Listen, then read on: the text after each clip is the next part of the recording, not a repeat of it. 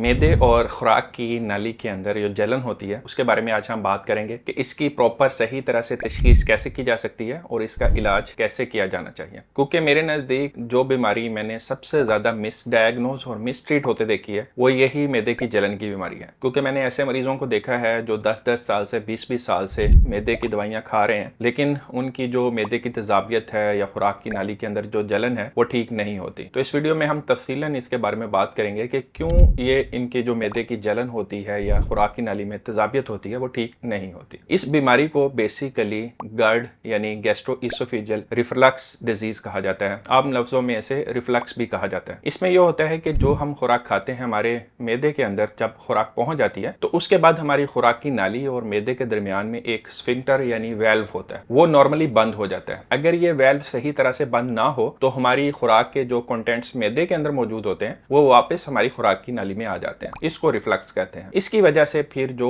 हमारी खुराक की नाली होती है उसके अंदर जलन का एहसास रहता है। एक्चुअली क्या होता है कि जब खुराक हमारे मैदे में होती है तो वहां पे एसिड प्रोड्यूस होता है। तो ये जो हमारा मैदा होता है इसके अंदर तो एक कोटिंग होती है जो कि हमारे मैदे को एसिड के असरा से बचाती है, लेकिन खुराक की नाली के अंदर ये कोटिंग नहीं होती। इस वजह से अगर ये जो भी कंटेंट होता है मैदे के अंदर मौजूद खुराक का वो खुराक की नाली में आता है तो खुराक की नाली के अंदर इरिटेशन करता है और यहाँ पे जलन का एहसास होता है। ये बीमारी मुख्तलिफ तरीकों से प्रेजेंट कर सकती है। कुछ लोगों में तो बड़े टिपिकल से सिम्टम्स होते हैं जैसे कि मैदे में जलन होना या खुराक की नाली में जलन होना, लेकिन ये बीमारी कुछ लोगों में बड़े एटिपिकल सिम्टम्स के साथ भी प्रेजेंट करती है। जैसे कि अक्सर मरीजों में देखा जाता है कि उनको अक्सर खांसी रहती है और ये खांसी ठीक नहीं हो रही। वो मुख्तलिफ किस्म की खांसी की दवाइयां खाते रहते हैं लेकिन उनकी खांसी ठीक नहीं होती। और ये खांसी उन्हें तब ज्यादातर होती है जब वो खाना खाने के बाद रात को लेटते हैं तो उस वक्त उन्हें ये खांसी शुरू हो जाती है। इसके अलावा कुछ लोगों को हॉर्सनेस ऑफ वॉइस यानी उनकी जो आवाज होती है वो बैठ जाती है। उसकी वजह ये होती है कि सम टाइम जब आप रात को खाना खाने के बाद लेटते हैं तो ये जो स्टमक के कंटेंट होते हैं ये हमारी लरेंजियल नर्व को डैमेज करते हैं, उसको इरिटेट करते हैं। उसकी वजह से फिर हॉर्सनेस ऑफ वॉइस यानी आवाज जो होती है वो इंसान की बैठ जाती है। इसके अलावा कुछ लोगों में जो दांतों की डिसकलरेशन का भी बायस बन जाती है। इसके अलावा कुछ लोग ये भी कंप्लेन करते हैं कि उनके गले के अंदर हमेशा खराश रहती है या उनके गले में ऐसे उन्हें महसूस होता रहता है जैसे कि कोई चीज अटकी हुई होती है। तो ये सारी अलामत जो हैं वो मैदे की तेजाबियत जिसको हम GERD कहते हैं उसकी वजह से हो सकते हैं। अगर तो ये अलामत कभी कभार हों, जैसे कि अगर आपने कोई बाहर से खाना खा लिया है जो कि गैर मेयारी घी में बना हुआ है या आपने बहुत ही ज्यादा कोई स्पाइसी खाने खा लिए हैं तो उसकी वजह से मैदे के अंदर तेजाबियत होना एक नेचुरल अमल है। लेकिन अगर ये तेजाबियत जो है वो महीनों या कई साल तक मुहित हो जाए तो फिर नॉर्मली ऐसे मरीजों के अंदर GERD का प्रॉब्लम होता है। GERD की सही तशखीस के लिए हम 3 टेस्ट कर सकते हैं। पहला टेस्ट तो ये होता है कि जो हमारी खुराक की नाली होती है उसके अंदर pH को चेक किया जाता है। pH से हम अंदाजा लगाते हैं कि जो हमारी खुराक के अंदर कंटेंट हैं वो एसिडिक हैं या बेसिक हैं। यानी अगर हमारे मैदे का एसिड खुराक की नाली में आ रहा हो तो लाजमी तौर पे जो हमारी खुराक की नाली होगी उसकी pH जो है वो कम हो जाएगी। इसके अलावा दूसरा टेस्ट जो होता है वो एंडोस्कोपी के जरिए से किया जाता है। उससे हम जो हमारी खुराक की नाली होती है उसका जो लोअर हिस्सा होता है उसकी टोन को चेक करते हैं। नॉर्मली ये टोन जो है वो इस तरह से होती है कि जब खुराक मैदे में जाती है तो ये स्फिंक्टर को बंद कर देती है, लेकिन अगर ये स्फिंक्टर जो है वो लूज हो जाए तो उसकी वजह से फिर जो हमारे मैदे के कंटेंट है वो वापस खुराक की नाली में आ रहे होते हैं। इसी टेस्ट को लोअर इसोफेजियल टोनोमेट्री भी कहा जाता है। तो इस तरह से फिर प्रॉपर तशखीस की जा सकती है कि क्या इस शख्स को GERD यानी रिफ्लक्स का प्रॉब्लम है या नहीं है। जिन लोगों में रिफ्लक्स की तशखीस हो जाती है उनका फिर 3 स्टेप अप्रोच के साथ ट्रीटमेंट किया जाता है। पहले नंबर पे तो जो सिम्टम्स उनको आ रहे होते हैं उनको हमने कंट्रोल करना होता है। दूसरे नंबर पे जो मैदे के अंदर या खुराक की नाली के अंदर डैमेज हो गया है उसको हमने कंट्रोल करना है। और तीसरे नंबर पे हमने इन सिम्टम्स को दोबारा होने से बचाना होता है, क्योंकि ये एक ऐसी बीमारी है जिसको अगर सही तरह से ट्रीट ना किया जाए तो फिर अगर ये लंबा अरसा तेजाबियत का मसला या GERD का प्रॉब्लम चलता रहे तो खुराक की नाली की जो झिल्ली होती है उसमें तब्दीलियां आ जाती हैं जिसको हम बैरेट्स इसोफेगस कहते हैं। और बैरेट्स इसोफेगस वाले मरीजों में बहुत ज्यादा चांसेस होते हैं कि उनको खुदा न खास्ता खुराक की नाली का कैंसर भी हो सकता है। तो बहुत जरूरी है कि जिन लोगों में भी ये सिम्टम्स आ रहे हों तो जो हदायत मैं अभी आपको बताने लगा हूँ वो इसके ऊपर सही तरह से अमल करें। मैंने देखा है कि मरीज जो हैं वो ज्यादातर ट्रीटमेंट की तरफ भागते हैं। अगर उन्हें कोई भी लाइफस्टाइल मॉडिफिकेशन एडवाइस करते हैं तो वो उसकी बजाय चाह रहे होते हैं कि डॉक्टर साहब हमें कोई ऐसी दवाई बता दें जिसको हम खा लें तो फौरन से हमारे जो सिम्टम्स हैं जो हमारी बीमारी है उसका हल हो जाए। आप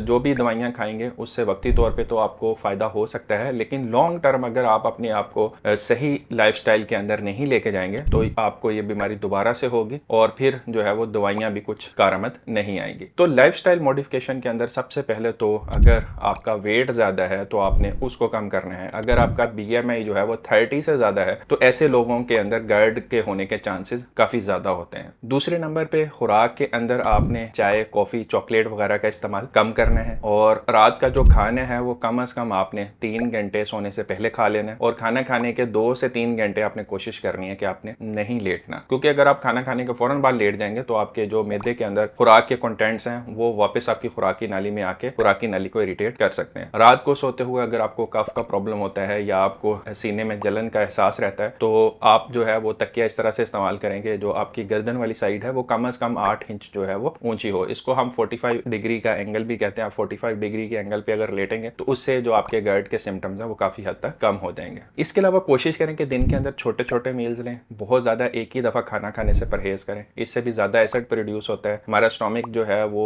खुराक के कंटेंट्स को अपने अंदर नहीं रख सकेगा, वो खुराक की नाली में आएंगे और फिर उससे GERD के सिम्टम्स जो हैं वो एग्रावेट होते हैं। इसके बाद फिर मेडिसिन आती है। मेडिसिन के अंदर हमने एंटी सेक्रेटरी मेडिसिन का इस्तेमाल करना होता है। ऐसी मेडिसिन होती हैं जो कि हमारे मैदे के अंदर जो एसिड प्रोड्यूस हो रहा होता है उसको कम करती हैं। उसके अंदर प्रोटॉन पंप इनहिबिटर्स आ जाते हैं जैसे कि ओमेप्राजोल है, इसोमेप्राजोल वगैरह है। इसके अलावा एंटी सेक्रेटरी मेडिसिन के अंदर H2 रिसेप्टर ब्लॉकर्स हैं जैसे कि रेनेटिटीन है, फेमेटोडीन वगैरह है। तो ये मेडिसिन बेसिकली हमारे स्टमक के अंदर एसिड की प्रोडक्शन को कम करती हैं। इसके अलावा प्रोकाइनेटिक मेडिसिन का इस्तेमाल किया जा सकता है जैसे कि मेटोक्लोप्रामाइड है। ये वो मेडिसिन हैं जो कि हमारे मैदे के अंदर खुराक के कंटेंट्स को आगे की तरफ पुश करते हैं बजाय इसके कि ये पीछे की तरफ खुराक की नाली में है। इसके अलावा एंटासिड्स वगैरह का इस्तेमाल किया जा सकता है जैसे कि एल्यूमिनियम हाइड्रोक्साइड है, मैग्नीशियम हाइड्रोक्साइड है। ये ऐसी मेडिसिन हैं जो कि अल्कलाइन होती हैं और एसिड के असरात को कम करती हैं। तो मेडिसिन के अंदर ये 3 सेट्स ऑफ मेडिसिन हैं जो कि नॉर्मली GERD की ट्रीटमेंट में इस्तेमाल की जाती हैं। ज्यादातर लोगों के अंदर लाइफस्टाइल मॉडिफिकेशन से और इन मेडिसिन के इस्तेमाल से ना सिर्फ सिम्टम्स में रिलीफ आ जाता है बल्कि उनके जो